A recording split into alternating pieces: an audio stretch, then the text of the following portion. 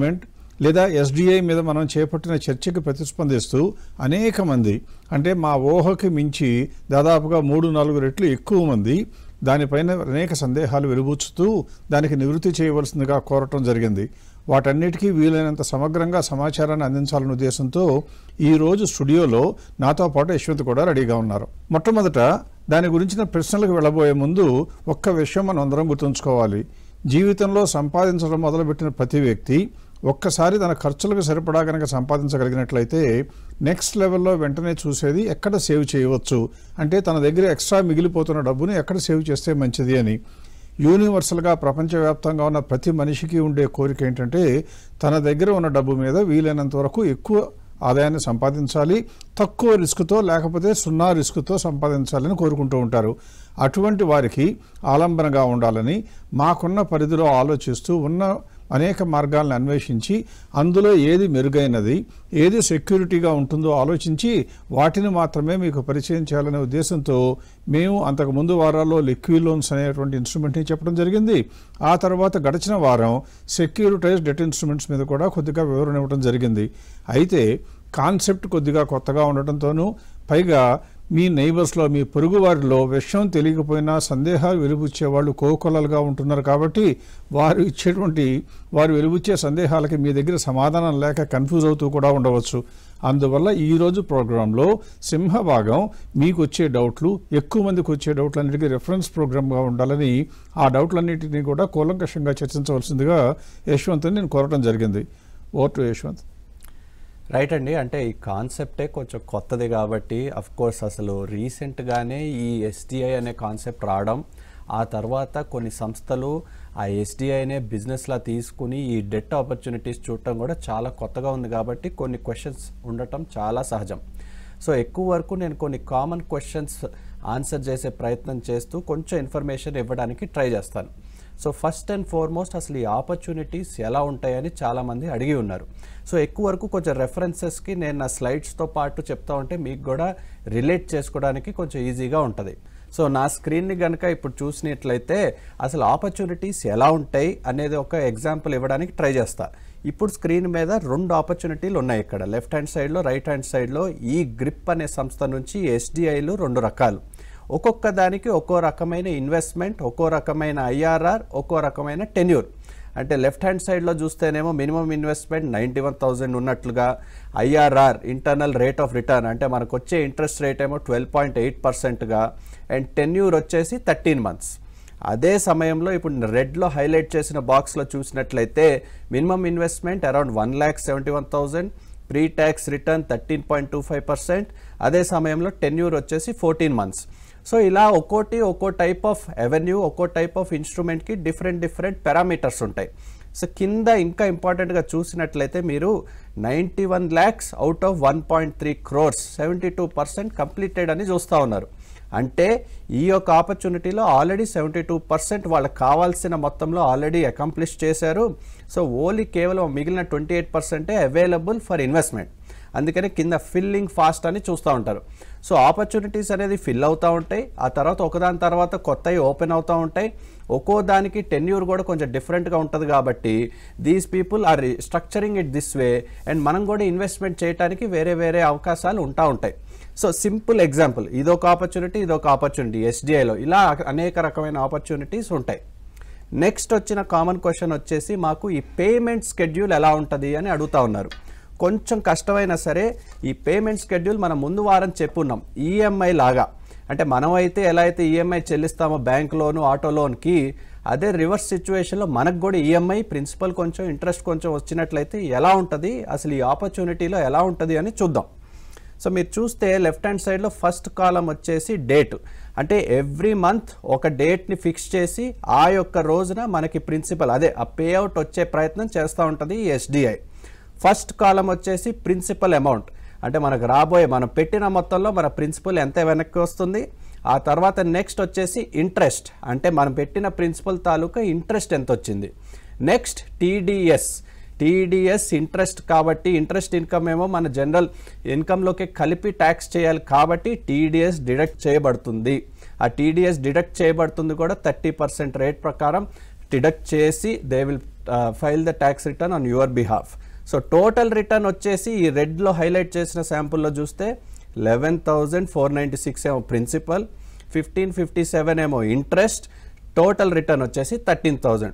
అదే టీడీఎస్ని తీసేసినట్లయితే లాస్ట్లో చూపించినట్లు 12,587.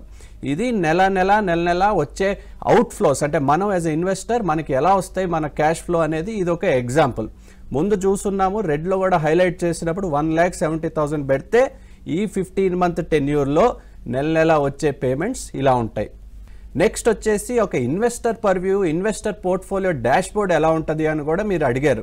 సో మేము యాజ్ వివేకం లాగా వివేకం కూడా ఈ యొక్క సంస్థలో ఇన్వెస్ట్ చేసే ఉంది. సో మన రిపోర్ట్లు ఎలా ఉంటాయని చూస్తే ఇందాక చెప్పినట్టుగా ఈ స్క్రీన్లో ఒక date 15th of the month is dedicated for payout. ఇప్పుడు వరకు April 15th ఒక పేఅవుట్ అయింది, May 15th payout, June 14th, July 15th. అంటే మొత్తం మీద ఈ యొక్క ఆపర్చునిటీస్లో 8 months పేఅవుట్ ఉంటే ఆల్రెడీ 4 months పేఅవుట్ అయిపోయినాయి. ఒక్కొక్క పేఅవుట్లో కూడా మీరు వెళ్ళి చూడగలుగుతారు. ప్రిన్సిపల్ తాలూకా ఎంత వచ్చేసింది మనకి వెనక్కి, ఇంట్రెస్ట్ ఎంత వచ్చింది, తద్వారా టీడీఎస్ ఎంత డిడక్ట్ చేసి నెట్ పేఅవుట్ ఎంత వచ్చింది కూడా చూపేందుకు చాలా సింపుల్గా మీకు మీరు ప్రజెంట్ చేసుకోవచ్చు, మీరు అర్థం చేసుకోవచ్చు మన యొక్క పోర్ట్ఫోలియోని చూసినట్లయితే. నెక్స్ట్ వచ్చేసి మోస్ట్ ఇంపార్టెంట్గా అసలు ఈ రిటర్న్ గురించి మాట్లాడారు కదా సార్, కానీ మనం రిటర్న్ ఏమో 13%, 12% ఐఆర్ఆర్ గురించి మాట్లాడుతున్నాం. అసలు అది ఎలా ఉంటుంది, ఆ ఫ్లో ఎలా ఉంటుందో ఒకసారి చూపించగలుగుతారా అన్నారు. సో ఈ ఒక్క ఎగ్జాంపుల్ స్లైడ్లో అసలు ఆ క్యాష్ ఫ్లో ఎలా ఉంటుంది, తద్వారా మన రిటర్న్స్ కూడా ఎలా ఉంటాయని చూపేందుకు ప్రయత్నిస్తాను. సో ఇక్కడ చూసినట్లయితే ఈ ఆపర్చునిటీలో ఫస్ట్ మోస్ట్గా 1,70,344 ఇన్వెస్ట్ చేసినట్టు, 15 నెలలు ఈఎంఐ లాగా మనకి వెనక్కొచ్చినట్లు, ఆ తర్వాత మొత్తం పేఅవుట్స్ అన్ని కలుపుని చూస్తే అరౌండ్ 1,82,000 పేఅవుట్ అయినట్టు చూస్తున్నాం. అంటే పెట్టిందేమో 1,70,344, వెనక్కొచ్చిందేమో 1,82,996. అంటే ఈ రైట్ హ్యాండ్ సైడ్ బాక్స్లో చూసినట్లయితే నెట్ రిటర్న్ ఎంత 7%, కానీ ఈ పక్క ఇన్స్ట్రుమెంట్ ఏం చెప్తుంది 13% ఇంట్రెస్ట్ ఇస్తుంది అన్నారు. అంటే అసలు ఆ 13% ఇక్కడేమో నెట్ పేఅవుట్ మొత్తం ఓన్లీ ఇన్కమ్ అవుట్పుట్ చూస్తేనేమో 7% ఉంది, ఏంటి డిఫరెన్స్ అని మీరు అడగాలి. ఆ డిఫరెన్స్ ఏంటి అంటే నెల మనకు పేఅవుట్ అయిపోతుంది కాబట్టి ఉన్న ప్రిన్సిపల్ తగ్గిపోతుంది కాబట్టి ఉన్న క్యాష్ ఫ్లో మీద వచ్చే రిటర్న్ అదే 13.45%. ఆ వచ్చిన ప్రిన్సిపల్ కూడా మళ్ళీ తిరిగి ఇన్వెస్ట్ చేసే అవకాశం ఉంటుంది, మనం ఇన్వెస్ట్ చేసుకుంటూ ఉండాలి, తద్వారా ఎక్కువ ఇంట్రెస్ట్ సంపాదించే అవకాశం కూడా మనం తెచ్చుకోగలగాలి. So that is the unique concept about this SDI that allows you to invest again. Next వచ్చేసి కొంచెం క్లుప్తంగా కామన్ క్వశ్చన్స్, సింపుల్గా వచ్చిన ఇంకొన్ని కామన్ క్వశ్చన్స్ ట్యాకిల్ చేసే ప్రయత్నం చేస్తాను. First and foremost, is TDS compulsory? అంటే నా స్క్రీన్లో చూసిన first question, TDS is compulsory అంటే ఎస్. మీరు ట్యాక్స్ బ్రాకెట్లో లేకపోయినా టీడీఎస్ అనేది డిడక్ట్ చేయబడుతుంది, తద్వారా ఫైల్ అయిపోయింది. మీరు రిటర్న్ ఫైల్ చేసేటప్పుడు కావాలంటే ఆ రీఫండ్ని క్లెయిమ్ చేసుకోవచ్చు. But 30% is the TDS that is deducted by default because institution ఇచ్చే ఇంట్రెస్ట్ ఇన్కమ్ ద్వారా వాళ్ళ కంప్లైన్స్ రిక్వైర్మెంట్ ప్రకారం చేయాల్సి వచ్చింది కాబట్టి టీడీఎస్ ఈజ్ కంపల్సరీ. అసలు ఈ ప్లాట్ఫామ్ ఏంటి? రెండో క్వశ్చన్. మనం ఇప్పుడు ఎంపానల్ చేసుకున్న ప్లాట్ఫామ్ పేరు గ్రిప్. ప్రసాద్ గారు కూడా టచ్ చేశారు. ఈ గ్రిప్ని కాస్త ఎక్కువ స్థాయిలో కొంచెం రీసెర్చ్ చేసి కొంచెం చూసినట్లుగా మేము కొంచెం ఎనాలిసిస్ చేసాం కాబట్టి ఈ గ్రిప్ గురించి, ఈ grip is one of the institutions offering SDI. ఈ ఇన్స్టిట్యూషనే కొంచెం కొత్తది అని అనుకోకుండా ఈ ఇన్స్ట్రుమెంట్ కొత్తది కాబట్టి ఈ ఇన్స్టిట్యూషన్ దాన్ని టెక్నాలజికలీ కేపబుల్గా చేయటం, పెద్ద మొత్తాలు పెద్ద లోన్స్ని డిస్పర్స్ చేసే కెపాసిటీకి ఆల్రెడీ ఎదిగిపోయింది. So Grip is the platform that is offering this solution. Next, schedule of payment same for all. అంటే కొంతమంది అడుగుతూ ఉన్నారు, నాకు మా ఫ్రెండ్కి ఆ తర్వాత మా చుట్టాలకు కూడా అందరికీ సేమ్ పేమెంట్ స్కెడ్యూల్ ఉంటుందా, మాకు డిఫరెంట్గా ఉంటుందా అని. ఆపర్చునిటీకి ఒకటే టైప్ ఆఫ్ పేమెంట్ స్కెడ్యూల్ ఉంటుంది. ఇందాక చూపించా, 2 ఆపర్చునిటీస్ చూపించా, ఒక్కో దానికి ఒక్కో రకమైన పేమెంట్ స్కెడ్యూల్ ఉంటుంది. సో ఒకదానికి ఫిక్స్ చేసిన స్కెడ్యూల్ ఇంకో దానికి ఫిక్స్ చేయాలన్న గ్యారంటీయే లేదు. సో ఒకదాని స్కెడ్యూల్ విడిగా ఉంటుంది, వేరే దాన్ని బట్టి మనకు పేఅవుట్స్ అవుతూ ఉంటాయి. So it is a little bit different, but it is same for the opportunity. It is different across the opportunities. Next వచ్చేసి యూనిట్స్ అనేవి ఎక్కడ డిపాజిట్ అవుతాయి, ఎందుకంటే మనం డబ్బులు ఇస్తున్నాము, తద్వారా ఆ యూనిట్ కూడా మన డీమ్యాట్ అకౌంట్లో డిపాజిట్ చేయబడతాయి. సో ఆ డీమ్యాట్ అనేది కంపల్సరీ. ఆ డీమ్యాట్ అకౌంట్లో ఉన్న యూనిట్స్ని మనం తర్వాత యాక్చువల్గా ట్రాన్స్ఫర్ కూడా చేసుకోవచ్చు, అది తర్వాత ప్రసాద్ గారు టచ్ చేస్తారు. కానీ డీమ్యాట్ ఈజ్ కంపల్సరీ. ఆర్బీఐ ద్వారా రెగ్యులేటెడ్ అయిన ఎస్డిఐ ఆపర్చునిటీ అయితే 5 days పట్టిద్ది అది డీమ్యాట్ అయ్యి మన అకౌంట్లో పడటానికి. అదే సెబీ ద్వారా రెగ్యులేట్ అయిన ఇన్స్ట్రుమెంట్ అయితే 1 dayలో డీమ్యాట్లో మనకి తెలిసిపోతూ ఉంటుంది, ఆ యూనిట్ కూడా వచ్చి పడుతూ ఉంటుంది. అంటే ఒక లాట్ తీసుకుంటే 1 యూనిట్, 10 లాట్లు తీసుకుంటే 10 యూనిట్లు వచ్చి పడుతూ ఉంటాయి. అవి కూడా ట్రేడబుల్, మీరు కూడా కావాలంటే మీ ఫ్రెండ్స్కి అమ్ముకోవచ్చు, లేకపోతే వాళ్ళు కూడా మీ దగ్గర నుంచి కొనుక్కోవచ్చు. తర్వాత నెక్స్ట్ క్వశ్చన్ వచ్చేసి investing in the same plan again is it possible? అంటే ఒకటే ప్లాన్లో మళ్ళీ నాకు ఇన్వెస్ట్ చేసే అవకాశం ఉంటుందా? నాట్ నెసెసర్లీ, ఉండాల్సిన అవసరం లేదు. ఎందుకంటే ఆ ఇన్స్ట్రుమెంట్ ఒట్టి ఒక పర్టికులర్ టెన్యూర్ వరకే ఉంటుంది, ఆ టెన్యూర్ అయిపోయాక కొత్త ఇన్స్ట్రుమెంట్ ఉంటుంది. సో మీకు నెసెసర్లీ ఛాన్స్ ఉండదు అదే సేమ్ ఇన్స్ట్రుమెంట్లో మళ్ళీ పెట్టే అవకాశం ఉండటం కష్టం. తర్వాత last, NRIs are allowed or not? At this moment NRIs are not allowed, so it is only applicable to resident as well as corporate resident. So ఇలాంటి 2 institutions అయితే మాత్రం you are able to take up this opportunity. Next వచ్చేసి అసలు on board అవ్వాలంటే నాకు కావాల్సిన documents ఏంటి? Last slide కాబట్టి ఈ ఎస్డిఐ కనుక మన ఆన్ బోర్డ్ అవ్వాలి అంటే మనకు కావాల్సిన డీటెయిల్స్ ఏంటి అంటే pan card, Aadhaar card, cancel check, demat CML copy, client master list copy అంటారు. అంటే డీమ్యాట్ అకౌంట్ కంపల్సరీ, ఎందుకంటే యూనిట్స్ అనేది డీమాటీరియలైజ్డ్ వచ్చి మన అకౌంట్లో పడాలి కాబట్టి you need to have a demat account. చాలామంది అడిగారు మ్యాండేటరీయా కాదా అని. It is 100% mandatory for entry in to the SDI. అదే కాకుండా బేసిక్ డీటెయిల్స్ కొన్ని, ఆక్యుపేషన్ ఏంటి, గ్రోస్ ఇన్కమ్ ఏంటి, డేట్ ఆఫ్ బర్త్ ఏంటి, ఫోన్ ఏంటి, ఇవన్నీ కనుక మీరు ఈ ఆపర్చునిటీలో ఇంట్రెస్ట్ ఉన్నట్లయితే డెఫినెట్లీ info@vivekam.co.inకి ఈ డాక్యుమెంట్స్ కనుక పంపించినట్లయితే ఫస్ట్ ఆన్ బోర్డ్ చేయడం, ఆన్ బోర్డ్ చేశాక ఆపర్చునిటీ వైపు చూపించడం, ఆపర్చునిటీ మీరు సెలెక్ట్ చేసుకోవడం, మీరు డిపాజిట్ చేయడం, తద్వారా పేమెంట్స్ రిసీవ్ చేయడం కూడా మొదలు పెట్టేయచ్చు. So that is a brief into SDI. లిక్వి లోన్స్లో కూడా ఆన్ బోర్డ్ చేయాలంటే almost sort of similar requirements. ఒక్క ఎక్స్ట్రా రిక్వైర్మెంట్ ఏంటంటే లిక్వి లోన్స్లో మినిమం ఇన్వెస్ట్మెంట్ వచ్చి 50,000, మ్యాక్సిమం వచ్చేసి 50 lakhs. మీరు కనుక ఒకటే పాన్ కార్డులో ఇన్వెస్ట్ చేయాలనుకుంటే maximum amount to invest is 50 lakhs alone. అదే మీ ఇన్వెస్ట్మెంట్ 10 లక్షల కంటే ఎక్కువ అయినట్లయితే సిఏ దగ్గర నుంచి నెట్వర్త్ సర్టిఫికేట్ సాఫ్ట్ కాపీ రూపంలో కావాల్సి వచ్చింది. సో అగైన్ లిక్వి లోన్స్లో కావాల్సిన documents PAN card, Aadhaar card, cancel cheque, if investment greater than 10 lakhs, net worth certificate, occupation, date of birth, phone, email. Again లిక్వి లోన్స్లో కనుక ఇంట్రెస్ట్ ఉన్నట్లయితే again same set of documents మీరు info@vivekam.co.inకి ఇచ్చినట్లయితే ఆన్ బోర్డ్ స్టాక్స్ వైపు కూడా ఏదైనా కైండ్ ఆఫ్ ఇన్సైట్ ఇచ్చే ప్రయత్నం చేస్తారా? తప్పకుండా యశ్వంత్ ప్రొవైడ్ చేసే ఇన్ఫర్మేషన్ ప్రకారం ఎక్కువ మంది అడిగిన ప్రశ్నలకి ఆల్రెడీ సమాధానాలు ఇవ్వడం జరిగింది, వీలైనంత సంక్షిప్తంగా, ఎందుకంటే టైం లిమిటేషన్ ఉంటుంది కాబట్టి. ఇప్పుడు మనం చేయవలసింది ఏంటంటే అదే కాకుండా కొన్ని ప్రశ్నలు ఇంకా తను టచ్ చేయనివి కూడా నేను కవర్ చేయడానికి ప్రయత్నిస్తాను. దానికన్నా కూడా ముందు ఎక్కువ మంది డౌట్ చేస్తుంది ఏంటంటే వివేకం యొక్క బాధ్యత ఏంటి, వివేకం యొక్క రోల్ ఏంటి అని అడుగుతూ ఉన్నారు. ఎప్పుడైనా సరే మీరు గుర్తుంచుకోవాల్సింది ఏంటంటే మీరు కనుక ఆన్ బోర్డ్ కావాలి అంటే లిక్విడ్ లోన్స్లోనైనా లేకపోతే దీనిలోనైనా ఇన్వెస్ట్ చేయాలంటే ఎవరో ఒకరు సహాయం అన్నా పొందాలి మీరు, లేదా మీ అంతటా మీరు డైరెక్ట్గానైనా చేసుకోవచ్చు. మీరు ఎవరి చేతనన్నా సహాయం పొందితే వారు మీకు సేవ చేసినంత మాత్రాన మీరు వారికి ₹1 చెల్లించడం అవసరం లేదు, మీ తరఫున కూడా వేరే వాళ్ళు ఎవరు చెల్లించడం అవసరం లేదు. అలాగే మీరు డైరెక్ట్గా ఆ సంస్థ దగ్గరికి లిక్విడ్ లోన్స్ కానీ గ్రిప్ కానీ వెళ్ళినా మీకు ఎంత ఇన్కమ్ వస్తుందో, ఒకవేళ ఎవరి సహాయం పొందినా కూడా అదే ఇన్కమ్ వస్తుంది. అందువల్ల ఇన్వెస్టర్ చేతుల్లో ఏ రకమైనటువంటి వ్యయ ప్రయాసాలు ఉండవనేది మొట్టమొదటి కావాలి. రెండవది వివేకం ద్వారా వెళితే మాకు వచ్చే అడ్వాంటేజ్ ఏంటి, మీకు ఏదైనా ఇన్కమ్ వస్తుందా అంటారు. మాకు వచ్చే ఇన్కమ్ ఉంటుందేమో కానీ చాలా స్వల్పంగా ఉంటుంది. దాని గురించి ఆశపడో ఆలోచించో మీకు ఈ యొక్క ప్రపోజల్ తీసుకొద్దామనే ప్రయత్నం మేము చేయటం లేదు. ఎందుకంటే ఇందులో వచ్చే ఇన్కమ్ అతి స్వల్పం, కానీ మాకు వచ్చే తృప్తి మాత్రం చాలా ఎక్కువ. అందువలన చేయడం జరుగుతుంది. ఇందులో ఏం జరుగుతుందంటే మీరు ఎవరైనా సరే ఆన్ బోర్డ్ అయిపోయిన తర్వాత ఇన్వెస్ట్మెంట్ చేస్తారు. ఇన్వెస్ట్మెంట్ చేసేటప్పుడు ఒకవేళ లిక్విడ్ లోన్స్లో అయితే ఒకే రకమైన ఇన్స్ట్రుమెంట్ ఉంటుంది, కేవలం 3 నెలల, 6 నెలల, 9 నెలల, సంవత్సరమా లాకిన్ అనేది తప్పితే మీరు నిర్ణయించవలసిన అవసరం ఏమీ ఉండదు. గ్రిప్లో మాత్రం అంటే ఇటువంటి ప్లాట్ఫామ్లో మాత్రం ఎస్డిఐలో రకరకాల ఆప్షన్స్ ఓపెన్ అవుతూ ఉంటాయి కాబట్టి అందులో ఏది బెటరు అంటే ఫర్ ఎగ్జాంపుల్ 11% ఇన్కమే ఇస్తామని చెప్తే మీరు చూడగానే వద్దు అనుకుంటారు. కానీ కింద చూస్తే ఓన్లీ 4 months టెన్యూర్ ఉందనుకోండి, మీకు కనుక 5 నెలలకో 6 నెలలకో డబ్బు అవసరం అయితే మీకు ఏది సూటబుల్, ఇదే సూటబుల్ అవుతుంది. 4 నెలల్లో డబ్బులు వస్తాయి కాబట్టి.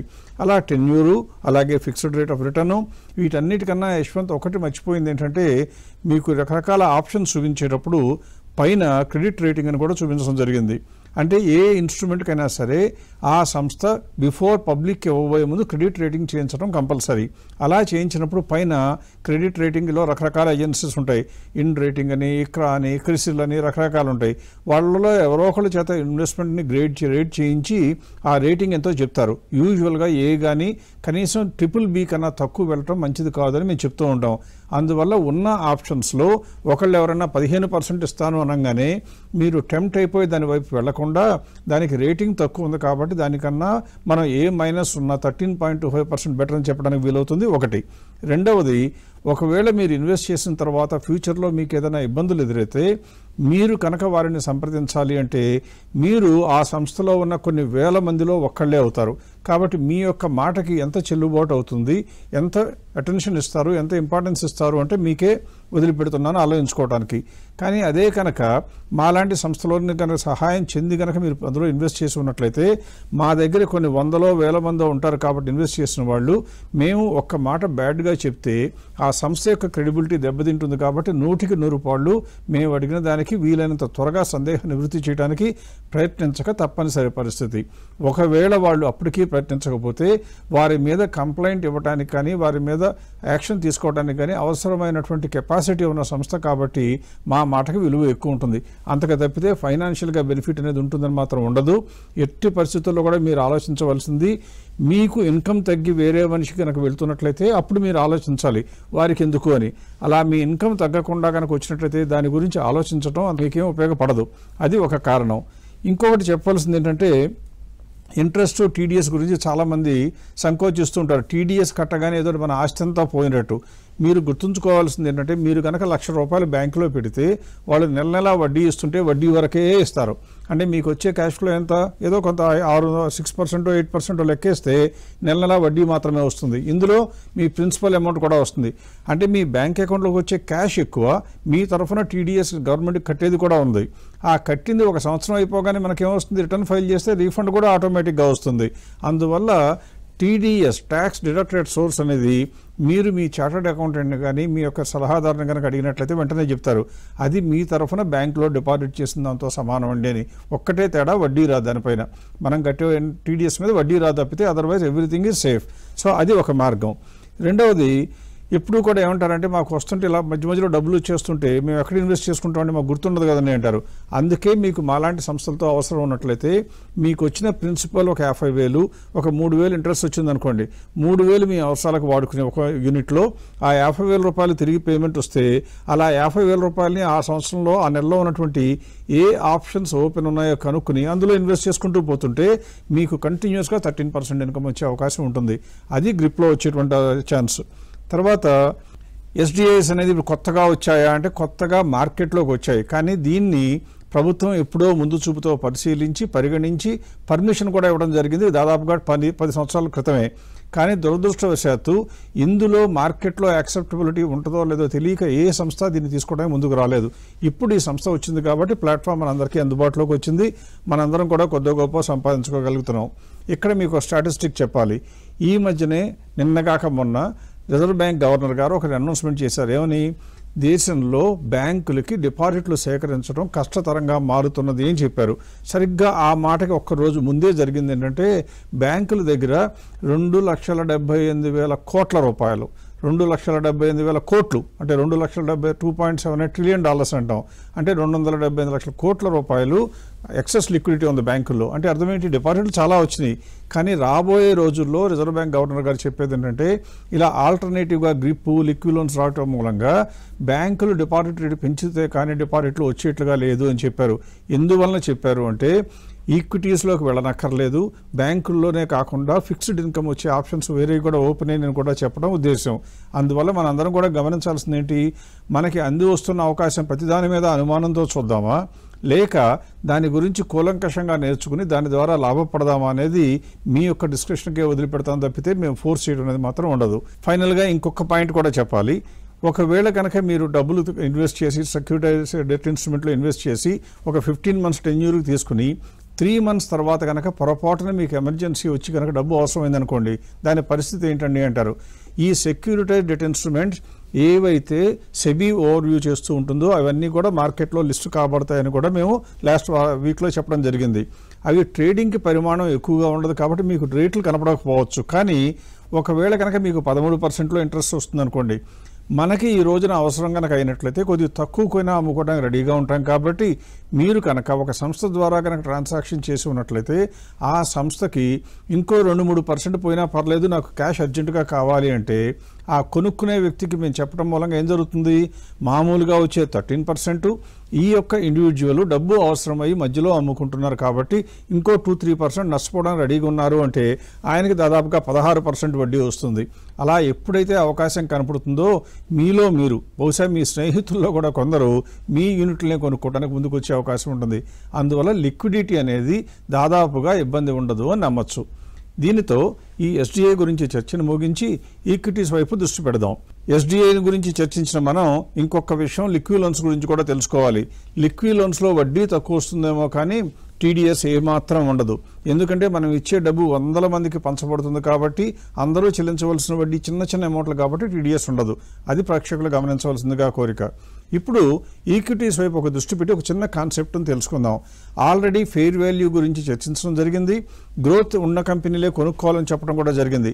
ఈ రోజు మనం వెళ్ళేటువంటి అంశం ఏంటంటే గ్రోత్ ఉన్న కంపెనీల్లో ఏది కొనుక్కోవాలి అంటే మనం బ్రీఫ్గా ఏం చెప్పాము, ఫెయిర్ వాల్యూకి మార్కెట్ వాల్యూకి గ్యాప్ చూసి అన్నిటికన్నా గ్యాప్ ఎక్కువ ఉన్నది కొనుక్కోవాలి అని చెప్పాను.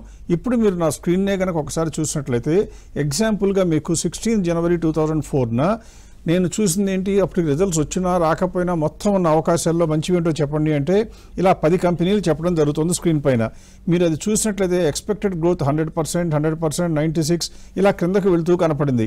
అంటే మ్యాక్సిమం అవకాశాలు ఉన్న కంపెనీలని చూపించిన తర్వాత మనం తెలుసుకోవాల్సింది ఏంటంటే అందులో కూడా కొన్ని ఎన్ఎస్సిలో కనుక లిస్టు కాకపోతే కొనకూడదు నిర్ణయించుకోవడం మంచి పద్ధతి. అలాగే కేవలం గ్రోత్ స్టాక్స్ మాత్రమే నమ్ముకుందాం. నెక్స్ట్ ఇంకొకటి ఏంటంటే చిన్న చిన్న కంపెనీలు కొని ఇరుక్కుపోకుండా మార్కెట్ క్యాప్ 1000 కోట్ల కన్నా పైన ఉంటేనే కొనుక్కుందాం. నెక్స్ట్ మనం చేయవలసింది, మీరు పెట్టే అమౌంట్ కనుక 1 లక్షల్లో ఉంటే, 1 లక్షల నిన్న 5 లక్షలైనా 10 లక్షలు ఉంటే కనీసం 10 స్టాక్లు కొనుక్కుంటూ ఒక్కొక్క స్టాక్లో 10% వరకే ఇన్వెస్ట్ చేద్దాం. తర్వాత అమ్మాలన్నా కొనాలన్నా లిక్విడిటీ ఉండాలి కాబట్టి ఒకవేళ 1000 కోట్ల కన్నా మార్కెట్ క్యాప్ ఎక్కువ ఉన్నా ట్రేడింగ్ వాల్యూమ్స్ మరీ పరిమితంగా ఉంటే కొనకూడదు. కాబట్టి లిక్విడిటీ కూడా ఇంపార్టెంట్. నెక్స్ట్ ఫెయిర్ ప్రైస్కి మార్కెట్ ప్రైస్కి 5% గ్యాప్ ఉంటే కొనకూడదు, 30% అన్న గ్యాప్ ఉండాలని రూల్ పెట్టుకుంటాం. నెక్స్ట్ ఒకే సెక్టర్ నుంచి 2 సెక్టర్ల కన్నా 2 కంపెనీల కన్నా కొనం. ఎందువలన ఒక్కో స్టాక్లో 10% పెడుతున్నాము అంటే 2 స్టాక్లో కలిపి 20% కాబట్టి ఇండస్ట్రీ డైవర్సిఫికేషన్ అంతకన్నా కాకూడదు అని. ఆఖరిగా లేటెస్ట్ రిజల్ట్స్ వచ్చుంటే, అంటే ఇప్పుడు మీకు ఇంతకుముందు చూపించిన స్లైడ్లో క్వార్టర్ సెప్టెంబర్ చూపించాను, డిసెంబర్ క్వార్టర్ వస్తుంటే డిసెంబర్ క్వార్టర్ కూడా చూడాలి. ఇప్పుడు క్విక్గా మీరు 16 జనవరినే కనుక చూసినట్లయితే ఇందులో సమిత్ ఇన్ఫ్రా అని మొట్టమొదటి ఉంది, కానీ దానికి రెడ్ కలర్ మార్క్ చేశాను. కారణం ఏంటంటే అది ఎన్ఎస్సిలో లిస్టు కావబడలేదు. అంటే కంపెనీ బాగానే ఉన్నా మనకు కొనుక్కోవడానికి పనికిరాదు అని చెప్పటం. అలాగే నెక్స్ట్ ఉన్నటువంటి మిగతా అన్ని కంపెనీలు చూసిన తర్వాత ఉత్తమ్ షుగర్ మిల్స్ చూస్తే చూడండి, షుగర్ ఉంది, కానీ దానికన్నా ముందు అవధ్ షుగర్ ఒక షుగర్ ఉంది, మగధ్ షుగర్ 2 ఉన్నాయి. కాబట్టి 2 కంపెనీల్లో షుగర్ పెట్టాం కాబట్టి ఈ షుగర్ కూడా కొనకూడదు అని చెప్పడం. ఇటువంటి జాగ్రత్త తీసుకోవడం ఎంతైనా అవసరం. నెక్స్ట్ చేయవలసింది ఏం చేశానంటే అన్ని ఆపర్చునిటీస్ కాకుండా లేటెస్ట్ రిజల్ట్స్ వస్తే మంచిది అనుకుంటున్నాం కదా, లేటెస్ట్ రిజల్ట్స్ వచ్చిన వాటిల్లోనే మంచిగా ఏరుకుందామని ట్రై చేయాలి. ఇలా కనుక చూసినట్లయితే జిండాల్స్ అని రకరకాల కంపెనీలు అన్నిటిలో చూస్తే మీకు ఒకవేళ కనుక మీరు ఇందులో 5 కంపెనీలే కొనుక్కోవాలనుకున్నారనుకోండి, నాది చిన్న మొత్తం అయినా లేకపోతే నాకు 5 కంపెనీలు చాలు అనుకుంటే 1వ కంపెనీ స్టీలు, 2వ కంపెనీ వేరోది, 3వది మళ్ళీ స్టీల్లోకి వచ్చింది. అటువంటిప్పుడు మనం ఏం చేయాలి, 20% కన్నా పెట్టకూడదు కాబట్టి 3వ కంపెనీని వదిలిపెట్టేసి 4, 5, 6 కొనాలి. అంటే బ్యాంక్ ఆఫ్ మహారాష్ట్ర కొనుక్కోవాలి. ఇవన్నీ కూడా పోర్ట్ఫోలియో కూర్పు చేయడంలో కొద్దిగా మెళకువలు. నెక్స్ట్ మనం గమనించాల్సింది ఏంటంటే రిజల్ట్స్ వస్తూ ఉంటాయి, ప్రైస్లు మారుతూ ఉంటాయి. ఇప్పుడే చూడండి ఒకసారి 17th జనవరికి వెళ్ళేటప్పటికి, ఇంతకుముందు మనం 16 జనవరిలో లిస్ట్ చూసాం, అందులో మొట్టమొదటిగా ఉన్న జిండాల్సా ఇప్పుడు చూస్తే 2వ ర్యాంకుగా వెళ్ళింది. అంటే అర్థం ఏంటి, ఫస్ట్ ర్యాంక్ నిన్న సెకండ్ ర్యాంక్గా ఉన్నటువంటి హిమాద్రి స్పెషాలిటీస్ మార్కెట్లో రేటు తగ్గడంతో దాని స్కోప్ అమాంతంగా 51%కి వచ్చింది. ఇంతకుముందు మనం ఒకసారి కనుక చూసినట్లయితే ఈ స్లైడ్లో 391 ఉంది, కానీ తర్వాత మనం చూస్తే అది 376. అంటే మార్కెట్లో రేటు పడిపోతే మంచి కంపెనీ ఇంకా అట్రాక్టివ్ అవుతుంది, ఆటోమేటిక్గా పైకి వస్తుంది. ఇలా లిస్ట్ అంతా కూడా ఆటోమేటిక్గా డైనమిక్గా మారుతూ ఉంటుంది అని తెలుసుకోవాలి. నెక్స్ట్ ఇంకొక ఎగ్జాంపుల్గా 23 జనవరి తీసుకుంటే ఇందులో మొట్టమొదటి 3 కంపెనీలు కూడా బీఎస్సీలో లిస్టెడే, ఎన్ఎస్సీలో లేవు. అంటే వాల్యూమ్స్ తక్కువ ఉంటాయి కాబట్టి 3 వదిలేసి తర్వాత నుంచే కొనుక్కోవాలి. సో ఇటువంటి జాగ్రత్తలు కనుక తీసుకున్నట్లయితే మనకు అవకాశం ఉంటుంది. ఇలా 23 జనవరికి వచ్చేటప్పటికి ఎక్కువ కంపెనీలు ఇంకా రిజల్ట్స్ అనౌన్స్ చేస్తూ ఉంటాయి కాబట్టి మీరు చూస్తే లేటెస్ట్ క్వార్టర్ అడిగితే కూడా చూడండి, బోలెడ్ అని 2023 డిసెంబర్లో వచ్చినాయి. కానీ అదే కనుక మన ఎనీ క్వార్టర్ని చూస్తే ఈ ఒక్క కంపెనీ సిస్టమాటిక్స్ కార్పొరేషన్ ఒకటి, పురవంకర తప్పితే మిగతా ఏవి కూడా అన్ని సెప్టెంబర్ క్వార్టరే ఉన్నాయి.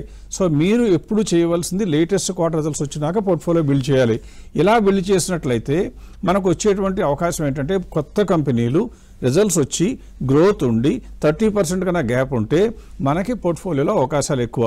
ఇండస్ట్రీ వైజ్గా 20% లిమిట్ చేస్తే మన పోర్ట్ఫోలియో కూర్పు బాగుంటుంది. అలా చేయటం మూలంగా వచ్చే ఫలితాలు ఎలా ఉంటాయో రాబోయే వారాల్లో ఈక్విటీల మీద ఇంకా వివరణాత్మకంగా మీకు వివరాలు అందించడానికి ప్రయత్నిస్తాం. అప్పటి వరకు సెలవు, నమస్కారం.